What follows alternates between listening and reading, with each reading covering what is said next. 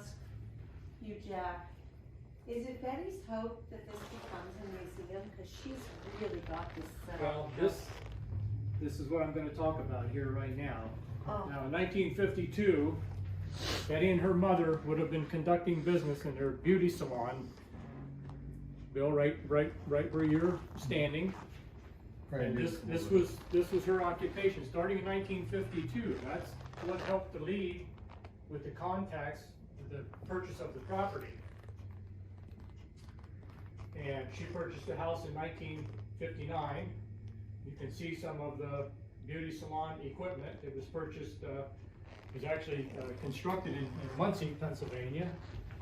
One of those today is in Muncie Historical Society Museum. Mm-hmm. Oh yeah.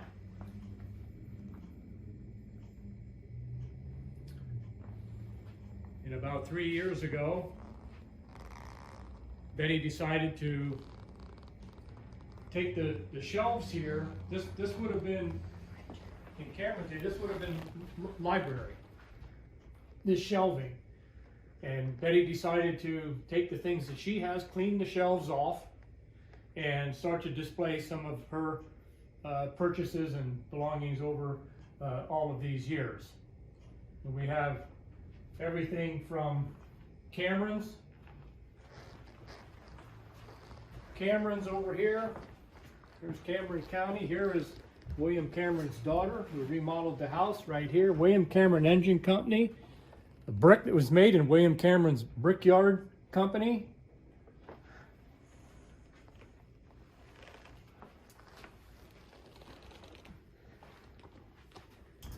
And some of the Cook family material. Betty and her mother. Over here, we have, now we start to get into baseball. Betty spent 30 years, starting in 1955, representing the Christy Mathewson family at the National Baseball Hall of Fame in Cooperstown, New York. She went the first 12 years with Jane Mathewson. Jane Mathewson passed away in 1967. So the board of directors had a meeting and decided to continue to invite Betty as next of kin to the National Baseball Hall of Fame induction ceremonies. And so she was up there for 30 years, rubbing elbows with the likes of Stan Musial, Ted Williams, and the list goes on. So she was very close to the Mathewson family. Jane would introduce Betty Cook up at the Hall of Fame as the granddaughter that they never had. So they were very close. So some baseball memorabilia here. Babe Ruth's granddaughter comes to visit Betty. League of Their Own, Salty Ferguson, Joanne McComb from the League of Their Own from the Bloomsburg area, who helped make the movie. Betty had them in a parade in 2012.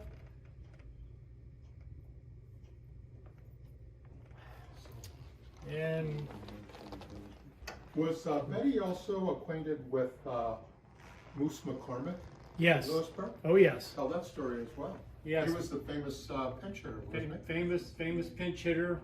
We'll see his granddaughter over here, and Betty accepting awards, and they were inducted into the Bucknell Hall of Fame. Moose McCormick still holds records for pinch hitting.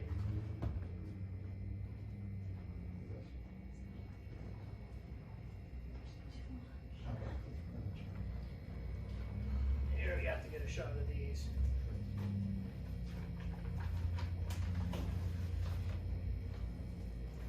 There's some good stuff. I want to get this frame. Oh, Here, let me see. yeah. Oh my.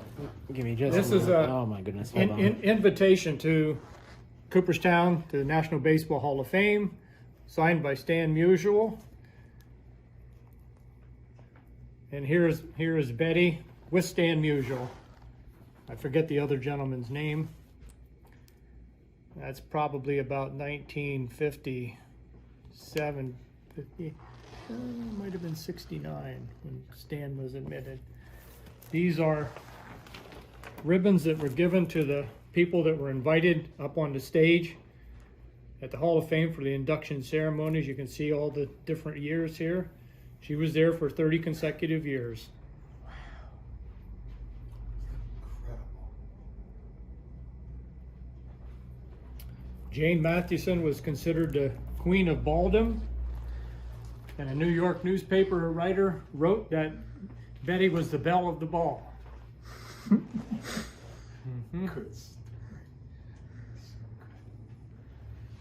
All right, I'm gonna get a quick shot of this for the very beginning when you were Well, there's a story behind starting to that. bring the baseball. There's a story behind that. This is the original. These pictures are on the internet today, but this is the original that belonged to Babe Ruth. There's a whole story behind this. This did not sell at the auction 2 years ago, the Yankee 3-day auction in Yankee Stadium. Babe Ruth's granddaughter Linda Tuselli held a 3-day auction of her grandfather's memorabilia. This did not sell, so Linda gave it to Betty. Oh. Oh. See right down here, Hunt Auctions, How could out of that Philadelphia. not- Although I'm glad it didn't. So it's in the right place now. It sure is. It's with Betty. This is the original. And there's a whole story how that transpired from Babe Ruth to Betty's house. All right. Your aunt has really. Brian, did you do this little? No, I haven't gotten No, over no. it all yet. This is one of Betty's and mine's favorite right here. Okay, read that. Read that. Pony Express, St. Joseph, Missouri to California in 10 days or less. No, you're gonna want it. Wanted young, skinny, wiry fellows, not over 18. Must be expert riders willing to risk death daily. Orphans preferred. $25 a week. And they would bury you if you did die on the way. That's one of our Yeah. one of our favorites. Oh, that's fantastic, isn't it? That's Betty with Lou Brissy down there. There's also some baseball material I put up here. Oh yeah, that'll be good for Babe Ruth. here. Let me. Lou Brissy, injured and left for dead in Italy in World War II. And when they came back and found that he was still alive, got him out, had half a dozen surgeries, came back to pitch Major League Baseball. Is that him in the uniform in that picture? No, that's Ty Cobb. Oh, no, I meant the, Christy Mathewson and Ty Cobb oh, here. okay. In the war. In France in World War I. Yeah.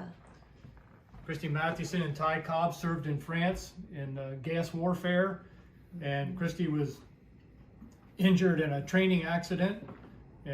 They both got gassed accidentally, but Christy got it worse than Ty did. Ty was okay, but the gas accident probably helped to lead to his death.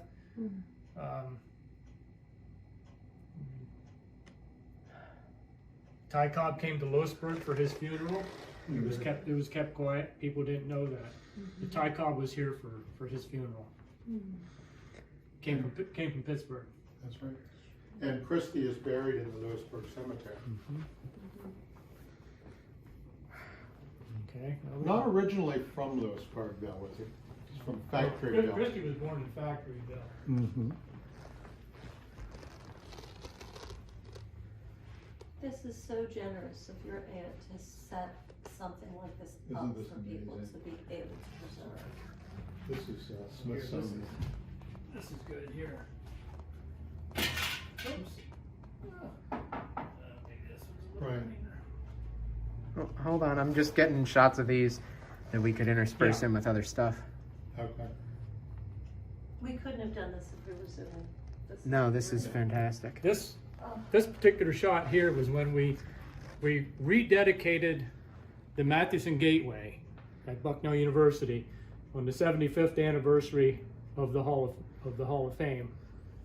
And this is where Babe Ruth's granddaughter came over, Ann Feller, Bob Feller's widow.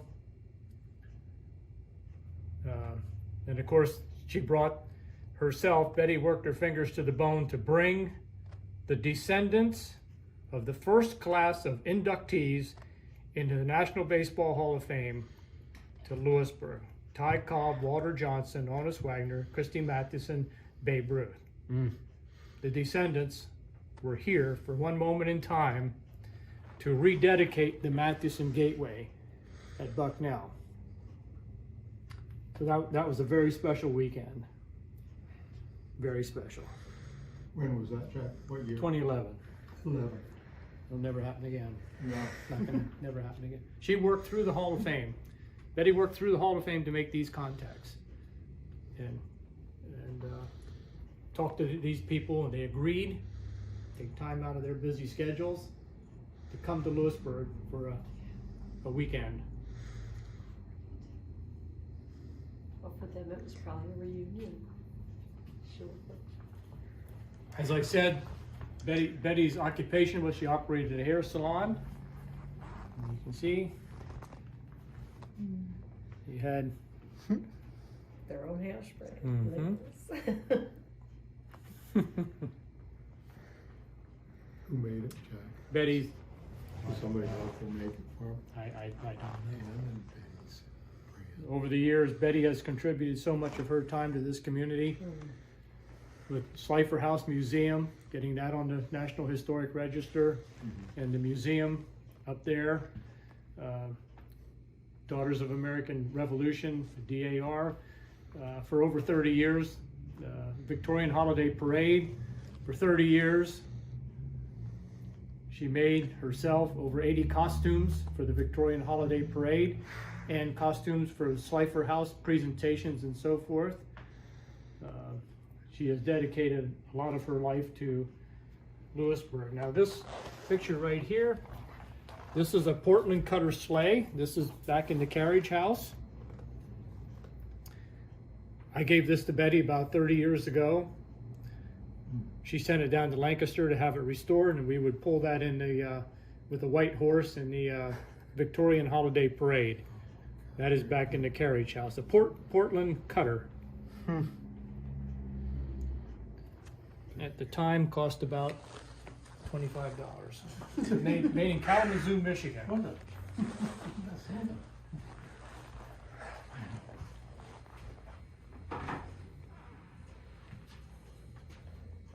Betty's own brand of hairspray. Now over here, I just mentioned Slifer House. Maybe you want to step over.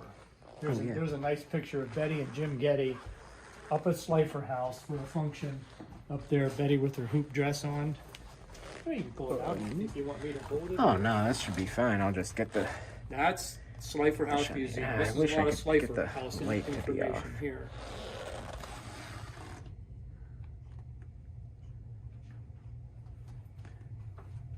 She was one of the docents up there, wasn't she? Betty was, as well, one of the guides, docents. and Oh stuff yeah. like that. Oh, Yeah, she was really. she resurrected that. Yeah. Saved it, got it on the National Historic Register, That's right. and had functions up there. They had the Civil War encampment. They'd have functions. Jim Getty, she helped initiate Jim Getty's career She did. portraying Lincoln, and she had him here for I think 37 years. There we go. Just trying to get an angle on it where I don't have the light from the camera Reflection, yeah. reflecting right off of it into Yeah. the shot, but this looks very clear, so I can probably get a moment of that and hold on it for the discussion good. there. So that looks good. Oh geez, wow, yeah. Yeah. Yep.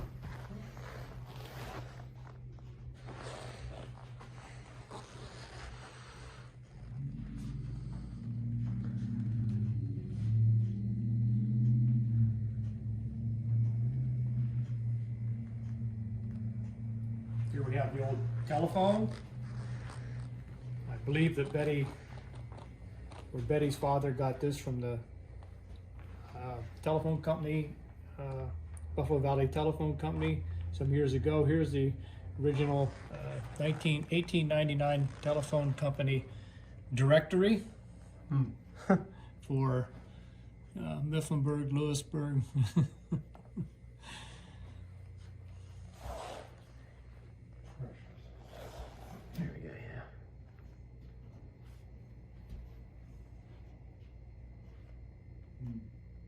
Mm-mm.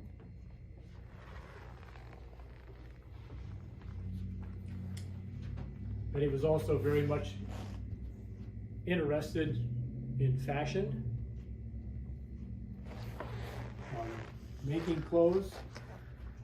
Here's a gentleman's cape, gloves, hat. These are called spats. Oh yeah. Fashionable late 1800s, early 1900s. My grandfather. The spats, and of course down below is the spittoon. And some information here, 1908. Betty very interested in the fashion. Here's the hoop for the hoop dress. And the bustle that was popular in the period. Top hats.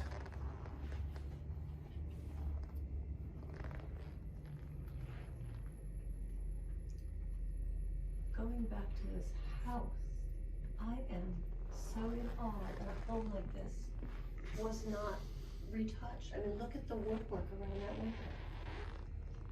window. Yeah, this was added on. Okay. Cameron's daughter added this turret on. Now, I guess about it's a when? status. When would that have been? 1900s? 1880s. 1880s. 1880. She remodeled and added on. She had the means to do it. Sure.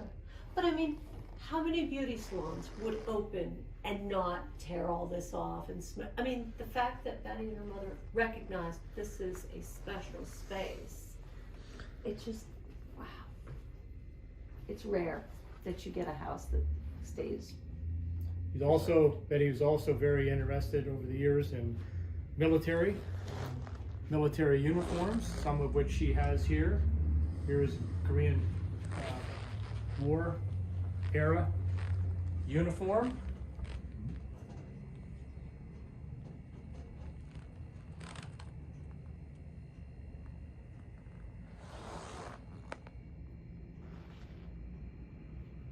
And of course, behind we have the poppies from the World War I era. Flanders Field.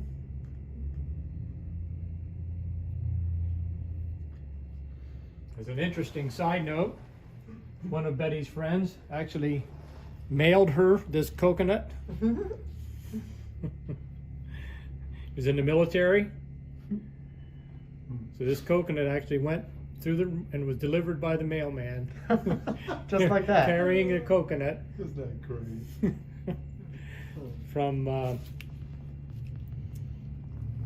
New York. AP. Yeah. A friend of hers. So we just put that there as a lighter moment.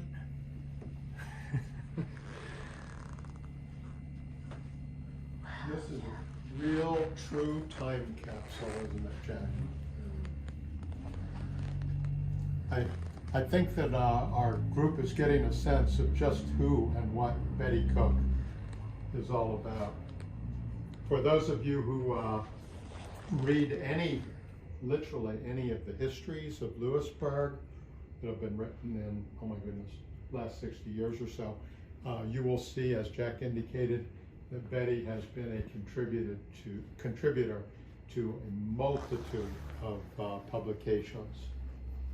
Anything and all things historic Lewisburg, Betty was there. Over here, some more of Betty's military World War II papers from locally and also from Hawaii, December 7th, 1941. This is my print here. You'll notice it's signed by Paul Tibbets, who was the pilot of the Enola Gay when he visited the air show down in Reading, probably 20 years ago.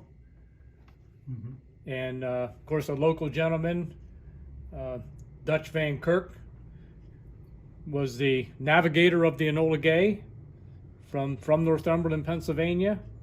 Attended Bucknell and Susquehanna universities. This is his book, My True Course. Kirk, he was a navigator. He was a navigator. He got the plane to where needed to go. He was the last surviving crew member of the mission. This is more or less our Lincoln section here. James Getty portrayed Lincoln. There's Betty and James sitting in the carriage there.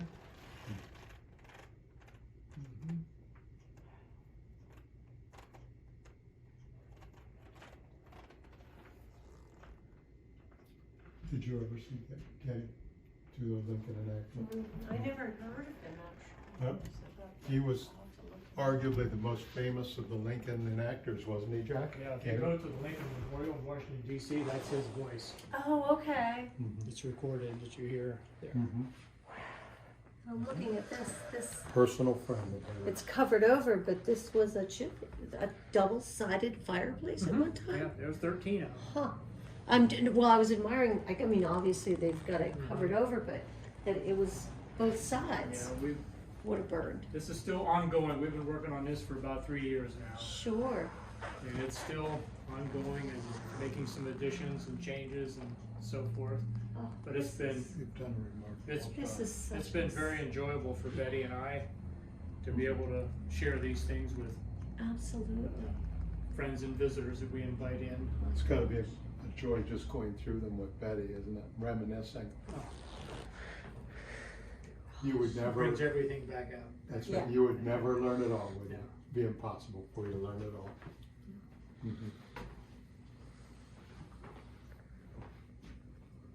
Given us a wonderful tour of Betty's museum. There are other aspects of the house we wanted to see, Jack? We wanna look at the carriage house, don't we? At least on the outside. You wanna look on the outside? Oh, absolutely. See the Yeah, we front? can. Yeah, sure. Yeah. Jack, I dare say we could do just a course on just this room. Yeah. Oh yeah, just everything in here. There's Of so course, you much. talked to me about that program you'd like to do. If it was up to me, we'd have that. Well, Betty's written this about is- 7 programs that we do for I know, you organizations. talked to me about it, and oh. The Mathewson story, Mathewson, I would make a course unto itself. It really, We're honestly, going to be they doing were that for, looking at it as a DAR. special presentation when COVID hit. Jack was actually teaching the PA wildlife class my mom was in, and we were talking about maybe the next term doing some kind of special presentation. well, just that's what on I'm that. working on. I'm gonna And- talk to the Bucknell Institute and then and of see course if we can't COVID. do a one-shot program, Yeah. Betty's Mathewson program through Bucknell Institute. Mhm. You know, not gonna be a course, it's just gonna be a, Just a one. Right. you know. Yeah. one- But it would have to be 1 2 or and a half 3 hour hours instead session. of one. Sure. And, Yeah. It'd be fantastic. it I think it would. would be a natural. Do that People over there in the would government love building. it. Yeah, be perfect. Yeah. Perfect. Yeah, we spent 1.5 years working on that one. The Mathewson You program, did. from his birth to his death. And where has it been given thus far? Oh, we've done it up at the Soika Pavilion, different organizations, Mhm. different groups of people. Mm.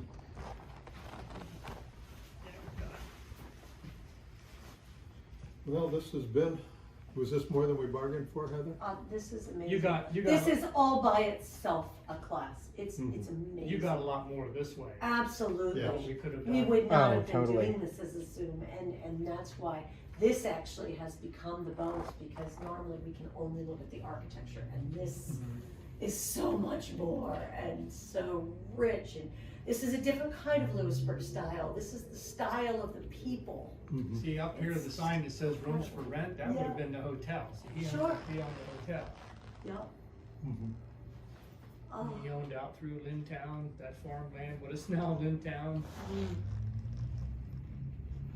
So that would have been lots for sale out there by the old high school. Lots for sale. And that's his daughter. That's Cameron's daughter, JC, that's Jane.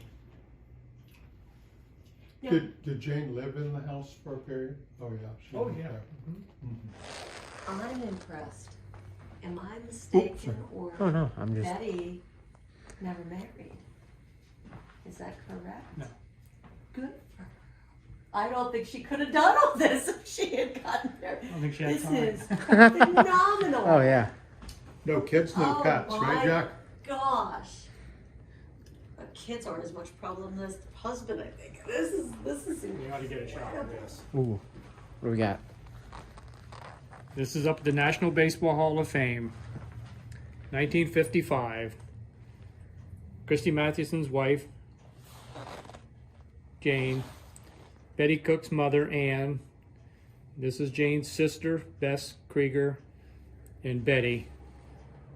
It's the only year that her mother accompanied her up to the Hall of Fame. That was her first year. Those ribbons you see on them, that's the ribbons that you took the shot of over there. Oh yeah. Mm-hmm. Oh yeah, you didn't have a ribbon. You didn't get up on the. You weren't up on the stage for the Oh, I mean, ceremony. Brian, were you able to get or ask Jack to open the doors so the glare isn't there? Did you see the baseball cards laid out? I didn't get a good shot of the cards. That's Yeah. the League of Their Own. That's the Yeah. That's actual Sally women. Ferguson. Those are the gals that we Those are brought. the real women. Yeah. And the theater showed the movie, and Betty brought 7 or 8 of the former League of Their Own ball players to Lewisburg. They were in our parade, and we showed the movie. Do you know Salty Jack? Oh, sure. Yeah. We have lunch with him occasionally. Babe Ruth's granddaughter, Linda Ruth Tassetti. That'll never happen again either. No. Not gonna happen.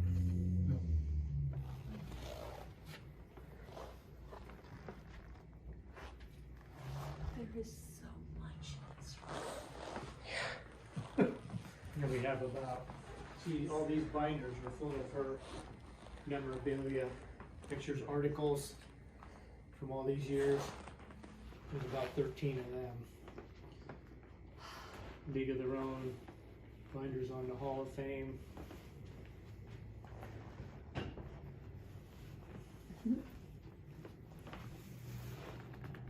Mrs. Christy Mathewson.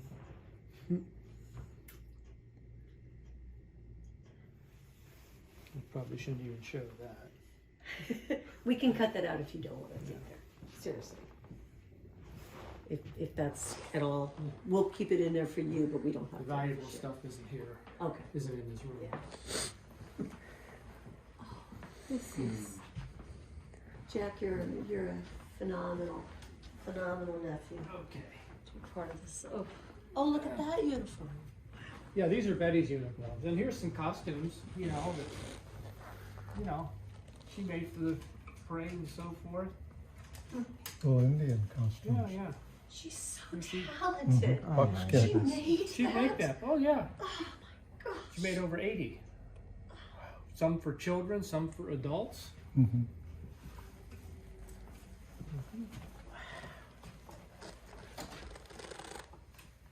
This is some of her personal military uniforms. I'll just turn this light on. Sure. Mm-hmm. Great. Yeah. Now, when we were over here looking at the Portland cutter, I don't know if I mentioned it. This would have been the blanket that you would have put over your legs to stay warm in the wintertime.